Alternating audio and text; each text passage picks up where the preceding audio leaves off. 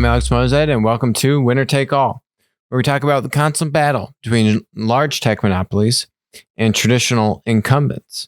And so for today, the first topic is that Daniel Ek, who is the founder and CEO of Spotify, the guy is worth billions of dollars. He recently just donated or announced a €1 billion, $1.2 billion pledge to back deep tech startups in Europe. What he's saying here is he wants to have deep tech moonshot projects spread across the next 10 years. He's referring to machine learning, biotechnology, material sciences, and energy. I thought this part was interesting. I want to do my part. We all know that one of the greatest challenges is access to capital, right? And every entrepreneur, doesn't matter if you're a tech entrepreneur or an entrepreneur, you understand that quite abundantly. And he added, he wants to help these entrepreneurs, particularly these tech entrepreneurs, achieve a new European dream. I get really frustrated when I see European entrepreneurs giving up on their amazing visions, selling early on to non-European companies. Maybe like the US tech monopolies that have just steamrolled Europe. Or when some of the most promising tech talent in Europe leaves because they don't feel valued here. X said, we need more super companies that raise the bar and can act as an inspiration. The guy isn't worth $20 billion. According to Forbes, he's worth $3.6 billion. So he's given roughly, a third to a fourth of his net worth to this cause. Clearly, he feels very passionately about it. And rightly so. I mean, we had Benedict Evans on a couple weeks ago, and this exact topic came up on the show, which was this idea around, the lost decade, the lost generation of tech entrepreneurs, that lack of homegrown tech community in Europe. And could tech protectionism have played a role to help support and incubate that tech community in Europe, as opposed to the US tech monopolies coming in as aggressively as they have, with little to no resistance, right? Little to no opposition from, what European tech conglomerate is there. Spotify is probably one of, if not, the biggest homegrown tech startups that people would be familiar with. Even, a lot of the ones in food, let's say, right, where we had Grubhub, Seamless Web merge with Just Eat Takeaway, right? So there are some big food players, Just Eat and Delivery, Hero, but Just Eat, a lot of these companies, number of these companies have kind of just been copycats of what happened in the United States. So, Rocket Internet is infamous for kind of incubating. There's nothing for them to be ashamed of. They've made billions and billions of dollars doing this, but they take US tech business models and then bring them to Europe. And that's literally their business model, is to help incubate those and kind of be a fast follower of bringing these businesses to Europe. So, long story short, it's been a very challenging environment for the EU tech community. We've touched on this, so that's why I thought it was really interesting here to see Daniel's, donation here. So there's a few other tidbits from his interview. We all know that one of the greatest challenges is access to capital, and that is why I'm sharing today. I'll devote $1 billion of my personal resources to enable the ecosystem of builders. So to do this by funding so-called moonshots, focusing on the deep tech to make a significant positive dent, and work with scientists, entrepreneurs, investors, and governments to do so. He expressed his desire to level up Europe against the US in terms of tech unicorns. Europe needs more super companies, both for the ecosystem to develop and thrive.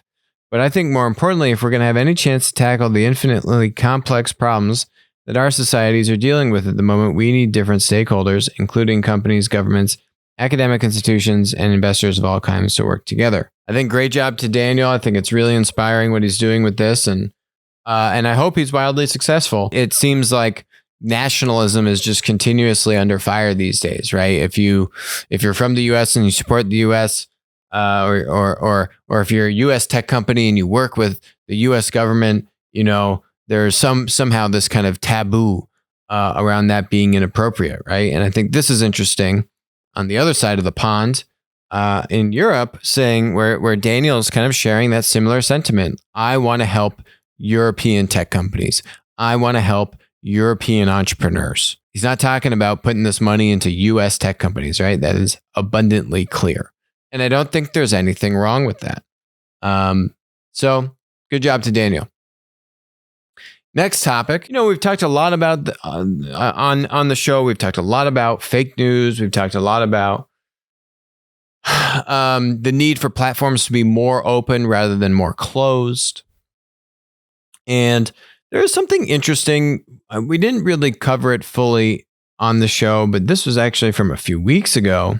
Fake news has certainly been exacerbated in, say, the past 10, 20 years, right? Certainly kind of with the rise of the internet, the rise of content platforms like Google and Facebook, which have just obliterated the business model of the news media publications, right? So you had businesses which were once viable and now their business model is not viable and they need to make money somehow, some way. Actually, not somehow, literally any way possible, they need to make money. There was a broadcast this morning that I was listening to from the Economic Club in New York with John Elkin, the CEO of Exor.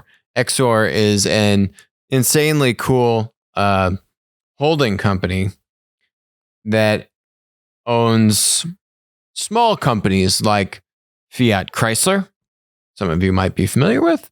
Also, a competitor to what is Caterpillar called C&H Industrial. They also own The Economist and a variety of things, right? So they own a variety of different businesses. But anyway, he was talking about their investment thesis for The Economist. What his thesis is that you need to, if you can create really high quality content, you can have a subscription business and you can move away from the ad revenue model, which is what a Google and a Facebook rely upon. And they need to have a viable business in the sense that they need to have a profitable business that is sustainable if they want to protect their journalistic integrity, right? If the company is hemorrhaging money, then their reporters and journalists, he didn't explicitly say this, but he kind of intimated that, right? If you're a media business and your media business is not doing well and it's hemorrhaging money, your reporters and journalists, their integrity, their journalistic integrity will naturally be sacrificed so that you can write articles that, might be more triggering, might trend higher on social media, so you get more ad clicks or revenue, or you trigger your audience to be more viral and get more hopefully revenue. Short-term gain for long-term pain, right? You might get some short-term immediate ad revenue, or you might get a subscription for a month, but if the journalistic quality and integrity isn't there long-term, the business will deteriorate. That was my takeaway from it, from what he was saying. And I think if we look at very simply what these social media platforms do, we will see why the rise of fake news is because of two things. One, the viability of the business model of media companies has been completely torpedoed. So you had now businesses that aren't making money, that are hemorrhaging money, and they got to figure out any way possible to try to just break even, which has been largely impossible for the majority of them. So now you have kind of journalistic integrity, and that stuff is at risk. And the second point here is how network effects work, how virality works on social platforms and content platforms. I'm going to touch on an article on this in a second here to really call this out. But because of that, and because of how social platforms like Facebook, how that black box, that matchmaking algorithm works, how it figures out what to put in front of Alex or anyone's Facebook news feed, it is going to show you stuff which gets the most engagement. And very often, I think what we'll find and what some of these articles that I'm about to go over show is that very often the stuff that gets the most engagement on Facebook is stuff that is incendiary, is triggering, is going to evoke some kind of an emotional reaction, which plays to, whatever kind of stereotype, bias, social profiling metrics Facebook has on you. And it's because of these kind of hyper-targeted, kind of sandboxes where you have these echo chambers, right? Where Facebook has figured out the magic algorithm, say, yes, feed this kind of content to Alex, and he's going to click and share that and like it and comment, and all the engagement metrics are going to be off the charts, and Alex is going to want to keep coming back to Facebook. And then as a result, you have all the media organizations trying to play the Facebook game, and they know that when they write stuff, which is triggering and incendiary and yada, yada, yada, checks all the boxes, gets Alex all worked up, then their article gets more views, they get more ad revenue, and you have the vicious cycle, which is modern day journalism. So here's a couple articles here that I thought would be interesting. So this just came out in the past couple weeks. This is the testimony of Tim Kendall. He's in front of, it's the House Committee on Energy, but don't pay attention to the energy part. Pay attention to the House Committee on Commerce.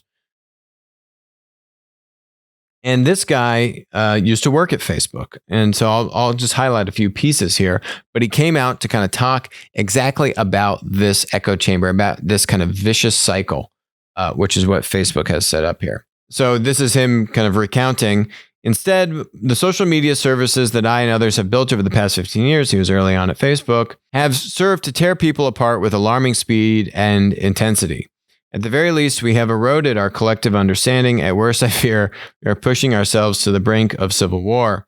I feel ashamed by this outcome and yada, yada, yada. Okay. My path in technology started at Facebook, where I was the first director of monetization. Read, this guy needs to figure out how to make money off the content, right? I thought my job was to figure out the business model for the company, and presumably one that sought to balance the needs of its stakeholders. And instead, we sought to mine as much attention as humanly possible and turn it into historically unprecedented profits, right? This is attention. This is Alex engaging, Alex coming back. Alex is addicted. Alex needs to get that piece of triggering incendiary content because that is going to elicit the most engagement and attention from Alex. And that translates to dollars and profits. Okay.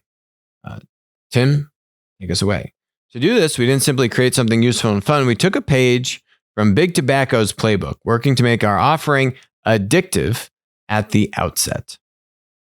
Tobacco companies initially just sought to make nicotine more potent, but eventually that wasn't enough to grow the business, and they added sugar. At Facebook, we added status updates, photo tagging, and likes, which made status and reputation primary and laid the groundwork for our teenage mental health crisis. Yikes. Allowing for misinformation, conspiracy theories, and fake news to flourish were like Big Tobacco's bronchodilators, which allowed the cigarette smoke to cover more surface area of the lungs. But that incendiary content wasn't enough. To continue to grow the user base, and in particular the amount of time and attention users would surrender to Facebook, they needed more. Tobacco companies added ammonia, and for Facebook, extreme incendiary content. Think shocking images, graphic videos, and headlines that incite outrage, sowed tribalism and division. And this result has been unprecedented engagement and dollar signs. Facebook's ability to deliver this incendiary content to the right person at the right time in the exact right way, that is their pneumonia. Social media preys on the most primal parts of the brain. The algorithm maximizes your attention by hitting you repeatedly with content that triggers your strongest emotions. It aims to provoke, shock, and enrage. Ooh, I'm getting chills. And this ringing bells for any of you, right? In terms of the type of stuff. Oh, I see this on my feed. Oh, gets you so jacked up, right? It knows how to elicit that emotion out of you. When you see something you agree with, you feel compelled to defend it. When you see something that you don't agree with, you feel compelled to attack it. People on the other side of the issue have the same impulses. The cycle continues with the algorithm in the middle, happily dealing arms to both sides in an endless war of words and misinformation. All the while, the technology is getting smarter and better at provoking a response from triggering you. It's like Facebook's algorithm is the ultimate trigger master of the 21st century, right? They're the ultimate ability to know I'm going to poke you right here and bam, this is going to get you all worked up. And now I'm going to get my attention and I can monetize more attention. He goes on, these algorithms have brought out the worst in us. They've literally rewired our brains so that we're detached from reality and immersed in tribalism. It's not by accident. It's an algorithm. It's a playbook. He goes on to cite, more examples of this. So internal analysis at Facebook found 64% of all extremist group joins. So that's people joining extremist groups, right? Were due to their own recommendations tools. Yet repeated attempts to counteract this problem were ignored or shut down, right? So Facebook is doing such a good job of helping extremist, groups on Facebook get more, subscribers and participants because it has figured out, oh, this is an extreme topic. This is who would play into these extreme issues, and boom, yeah, it works. 64% of that of the group joins are from basically the recommendation algorithms. Yikes. So to be clear, social media is not the root cause of every problem we're facing, but I believe it may be the most powerful accelerant in history. These services are making us sick. These services are dividing us. It's time we take account of the damage. It's time we put in place the necessary measures to protect ourselves and our country. Very interesting. We haven't exactly hit on this on the show to date, about this, about the role of platforms helping to make fake news basically, fake news be rewarded for being fake. The content creators have now learned what the algorithm likes. The content creators content creators being media, feed up content to the algorithm. Their algorithm does its job and bam, bam, bam, bam, bam, feeds it out to whoever's going to have that incendiary extreme reaction to it. It's a self-serving prophecy, right? Both sides are in on it, Facebook and the media orgs. And, the media orgs are addicted to it and Facebook is addicted to it. So what do you do? And what Tim here is saying is, basically remove the protection that hopefully, he doesn't caveat it like we do on the show where we say, relieving some of that Section 230 protection as it relates to tech monopolies like Facebook could help alleviate some of this problem, right? But again, if it's a broad-based Section 230 dilution, then you're actually going to do more harm than good because you're going to hurt other tech startups and smaller tech competitors, and the platform monopolies will ultimately benefit.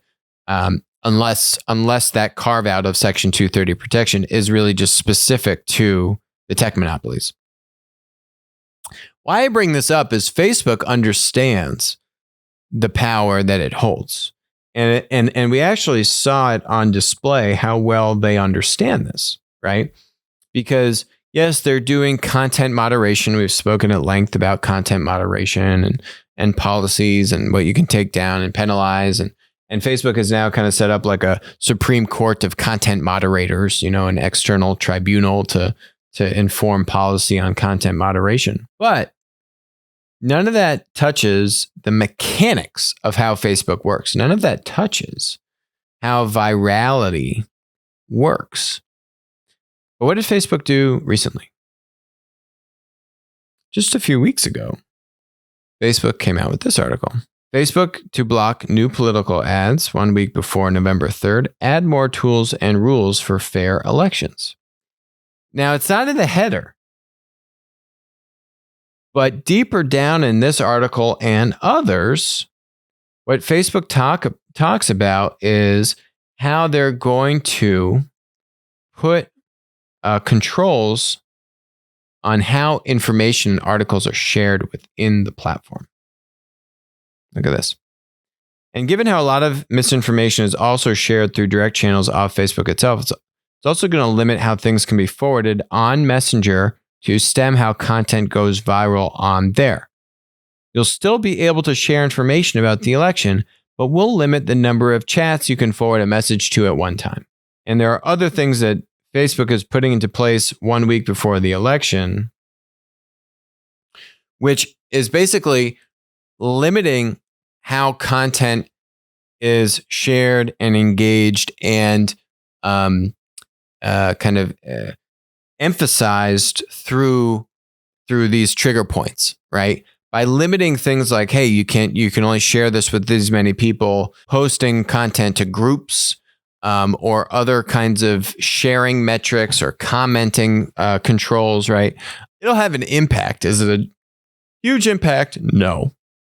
But these kinds of controls, these are the kinds of controls that Tim is getting at, in the sense that this Facebook machine, and it's not Facebook alone, other content social media platforms also, but they have built the matchmaking algorithm. They have built these mechanisms to promote the virality, right? To feed you this content and then have that get shared and bounced around to all your friends, and the spiral just takes off. And that's how things get trending. I think there might be putting some limits on how things are trending or what goes into the trending feed and other things like this, right? They're going to tinker with the ability to share and a little bit of the algorithm a week before the November 3rd election.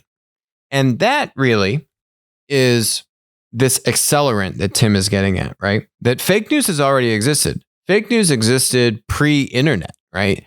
These journalists and media publications, they didn't ever get everything right, either accidentally or probably some stuff maliciously. But they were a lot more integrity driven when they had a profitable business pre-2000, right? In the 20th century. Now you had their business becoming not profitable or anywhere near sustainable, and you've got the engine that is Facebook and social media and content platforms that thrive off of basically what is fake news. And the matchmaking and the algorithms and the sharing and the trending and all this infrastructure and the way these platforms work basically reward fake news. So, you put those two things together and it's the perfect storm. It's what Tim is getting at here. So what's the solution? Are you going to be able to just rip out all fake news from these content platforms? No, you can't. We've seen that. It's a never-ending battle, and it seems like the solution now is to try and use 230 as a way to hold the platforms more liable for taking a more active role in the content that they're publishing, and have them take less of a role taking content off the platform. That's the irony in all of this, right? I mean, if you remove the 230 provision to the 230 protection, is Facebook going to be treated as a publisher? And because fake news is published on Facebook, now Facebook's going to be liable to get sued? I don't think that's what happens. If anything, I think it goes in the other direction, which is actually the direction I prefer, which is more open rather than more closed. Right. So I think actually Facebook says, you know what? If we do try to take a more active role to curate this ecosystem, if we do try to take a more active role to figure out what is appropriate and inappropriate, then we will be regarded as a publisher. So to avoid being regarded as a publisher, because, I don't know, probably 50+% of the stuff on Facebook is fake and they could be liable for, we just are not going to, we're going to do even less content curation and modification and moderation. And then I actually think that's a good thing, assuming 230 is not applied holistically to all tech companies, just the tech monopolies. But ultimately, we'll see. There's a lot of unknown, and what is the DOJ even going to try to do to 230? And then ultimately, depending on that, what would the reaction be from the tech companies? So there's a lot of unknown, but I think ultimately what they're going to try and do is get Congress to change this law, this provision in Section 230. And yeah, I mean, that just, as opposed to trying to use the existing antitrust precedent that's in place, which to me kind of seems like a dereliction of duties, right? But I don't know, it's a whole other ballgame. Anyway, last topic. 2 examples of tech abuse on 2 other sides of the other ocean, the Pacific Ocean. So where we see a lot of tech abuse happening in the United States versus examples of seeing this in China. So, right, we talk a lot about how governments are using technology inappropriately. In the U.S., I talk a lot about how there is a violation of people's just liberties around privacy by U.S. government agencies, and U.S. government agencies using whether it's just kind of dragnet mass data collection policies like they have had with the telecom companies for years to just mass aggregate all of your phone call, text message information. That still hasn't gone away, by the way. To the Five Eyes and using other friendly nations' intelligence agencies to spy on U.S. citizens and then just magically share that information back with the U.S. agency. And, oh, well, the U.S. agency didn't spy on the American citizen. England did. But then we got the information from England. But we didn't spy on you, says the NSA, CIA, FBI. Okay. And there are other examples. We're now seeing FISA abuse. And, a lot of the FISA abuse is around the Trump campaign when they were coming into office. But, there's a common sentiment here that, it's only the top brass. It's actually not the rank and file in the FBI. You've heard that, right?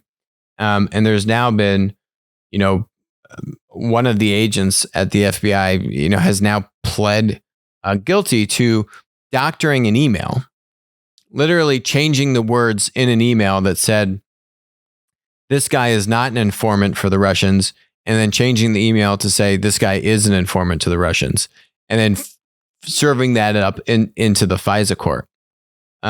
So, if you want to argue on how high did that go in the FBI or whatever, my point on that is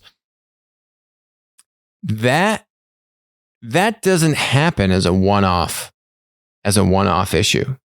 That doesn't happen as this random FBI agent he decided that he's going to change these emails, forge these documents, and put them in front of the FISA court to get a search warrant on an American citizen.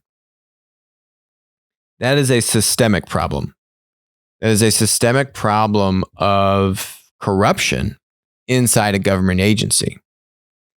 And we have seen, whether you go back to the Snowden documents years ago about, what the NSA and CIA have been doing just to, be able to crack into Americans' phones, get information out of all these, computers, phones, all these various sources, use all these backdoors. The programs exist, the capability exists, and no, not everyone is honest, unfortunately, in these agencies.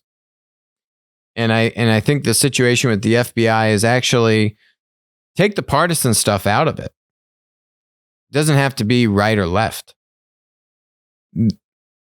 If an agent is comfortable doing that, it is, where there's smoke, there's fire, right? These agents are smart. They're trained for years. These aren't just, dummies. These people know what they're doing. They know the Constitution. They know what's right or wrong. So when you have a violation like that, this is indicative of a much larger problem, I would argue, in I don't even know how much in the FBI, but widespread in the FBI. You don't just do these things by accident. It is a culture of subverting the rules and altering evidence or bending the rules or just cheating or whatever, and just expecting not to get caught. Or if you do, there's going to be no penalty. And slowly, this happens over time. It's the erosion of those rules which are in place, but then they just don't get followed. And then someone kind of breaks it, but then it doesn't get followed up on, and then they don't get penalized. This is a systemic problem. Ever since, unfortunately, going back to 2001 with the Patriot Act, where our U.S. agencies have been given carte blanche capability to spy on American citizens. And when stuff gets leaked, whether it was, the telecom companies that were given immunity by the U.S. government to then share all this information against consumer, approval, wholesale to the NSA and these U.S. agencies, and no one's held accountable, and no legislation is introduced to curtail these powers, you've got a problem, and you've now got a 20-year problem.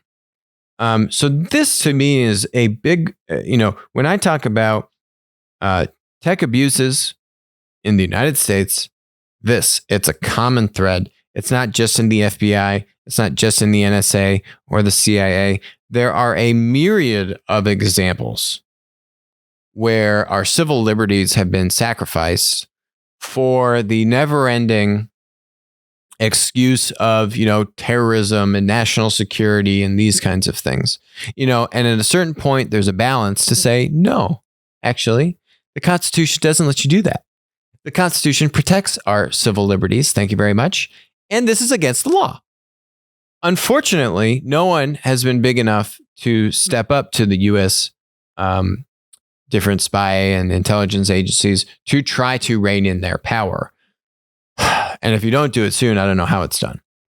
That's the big problem that I see with, the state of the U.S. government as it relates to tech and tech power. Is that enough of an excuse for our U.S. tech monopolies to not collaborate or work with the Department of Defense on, new AI and machine learning technologies and so on and so forth? I don't think so. Let's look at the other side of that ocean, which is China. We have spoken, many, many, many times how there's no separation between tech monopoly in China and the Chinese government. Whereas in the U.S., actually the U.S. tech platform companies are not complicit in the inappropriate, spying requests and overbearance by the U.S. agencies, right? It was actually the telecom companies, but the platform companies have not willingly done that. The Apples, the Googles, the Facebooks, or at least we haven't. There's no information to say otherwise, right? So far. In China, it's the other way around, right? There's really no line between Chinese tech monopoly or hardware, monopoly and Huawei and the Chinese government. And as a result of that, what you see is it isn't just an infringing upon people's civil liberties and spying on them and, getting information, and then you can kind of trap them with the information and so on and so forth. But, there are much larger human rights issues going on in China, which, are of huge concern. And because of China's ability to clamp down on technology, just the role of freedom of speech and all these kinds of stories, they get stifled. And if you actually want to go find where these stories exist, you got to go look at, actually, Australia is a pretty good place to look at. So we've talked about on the show the issue with the Uyghurs, right? Where you have these kind of, I think China calls them like re-education camps. Uyghurs are a form of Chinese population that are Muslim, or they have their own kind of version of Islam or something like that. It's a religion. Communists don't like religion generally. So they need to train the religion out of these people. I think the UN just took this up as a human rights issue to say these are kind of like concentration camps. And that's not okay. But you don't see it because all the tech companies and the Chinese government are working together to stifle this, right? To actively mute, any posts on the social media that reference, Uyghurs and this Xinjiang, or this part of China, they're in cahoots. That's one example. We've talked about with the patrolling of WeChat when coronavirus was an early issue, and doctors and nurses were trying to communicate with each other. They were called into the police offices and told not to talk about this stuff anymore. Right? That's another issue. This one I just came across. Ethnic Mongolians are being cleansed in China, and this poor lady, she's been silenced. She's been kicked off of platforms. They are changing their textbooks. The Mongolian characters will be replaced by Chinese characters in Mongolian textbooks. People are being imprisoned. A few weeks ago, I received a threatening call from Chinese local authorities that they said if I speak about the issues in Inner Mongolia openly, say on social media, that I will be withdrawn from Australia. She's an Australian. They're going to take her out of Australia. There are things going on in the U.S. that are not okay. But when you compare them on the spectrum, this is China and this is the U.S. And there's really no comparison when it comes to the level of tech abuse by the government. The stuff in the United States is not okay. Is it appropriate for U.S. tech monopolies to not work with the government on DoD projects because of that? No. Real action needs to be taken on what's going on with the overreaching of U.S. agencies on our citizens and their information. And the U.S. tech monopolies have done a good job of holding their own on inappropriate information requests coming from the government. So I will give them that. But it doesn't mean that you need to cut off collaboration on different kinds of, military research projects. And I don't really think that's the main motivation factor for why they don't want to work with them in the first place. I think it's, really instead an identity issue, and they don't really identify as an American company anymore. They're kind of like these own nation states that don't really have an allegiance to any country, unfortunately. So that's not all of them. That's some of them, Google in particular. But anyway, you compare that to the stuff that's going on with China and the abuse of the power and value that platforms bring to society, which is a lot. And you start to see how that value and the power of platform monopolies gets diluted and actually reversed, right? It actually kind of works against you, unfortunately. Where, you would have thought 21st century, in the internet, information, data, that you're going to have a much more open environment. And you're just seeing things become more closed, and you're seeing in the extreme versions in China and other communist totalitarian governments actually becoming even more closed and even more policed than they were maybe 20 years ago. And it is because that the tech monopolies have now essentially enabled these governments to do all these kinds of things. And that's the scary and unfortunate abuse, really, of that platform power. That's it for us today on Winner Take All. Hope you have a great rest of your week. We'll talk to you soon.